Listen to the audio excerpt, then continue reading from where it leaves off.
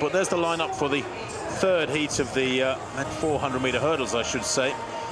And it is a reduced field, but it does include this man. Alastair Chalmers goes out in lane 7. Ranked 15th in the world, the Guernsey AC man, 48.88. And Alastair Chalmers, the class act, in lane 7. Now, watch Chalmers there, top of picture. He should pull away from this field. 48.88 this year puts him right up there amongst the very top in the world. And already there is a gap opening up on that red vest of Mitchell in the red and blue, and the red and yellow rather. Really good aggressive running though from Bailey Stickings at the moment for Blackington Bromley. Right of picture in that famous old black vest. On the outside, Chalmers carries on his merry way. Can't see what's going on inside him, mind you. But in lane 3, Maranga Makaya is having a fabulous run. He's really attacked his first 300. And Chalmers has got a bit of work to do to the left of picture.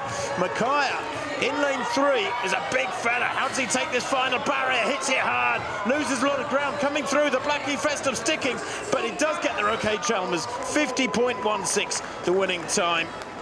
Well, he was disqualified at Hengelo back on the 6th of June, and then he was third in Geneva a couple of weeks back in 49.8. But 48.88 gives you enormous confidence that time he produced just recently.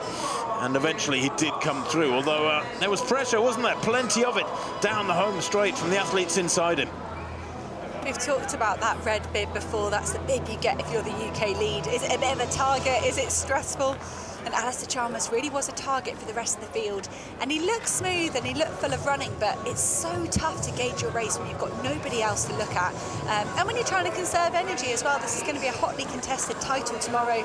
Spots on that World Championship team up for grabs, especially for Alastair Chalmers if he can come in the top 2. You could just see the other athletes behind him really getting moving in the last 150 here. Makaya just 10 on the afterburners round that bend.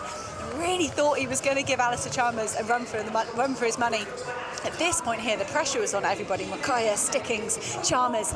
But fortunately, Makaya there just coming unstuck on the final barrier, and Alastair Chalmers just finding a tiny bit more in the last 50 metres.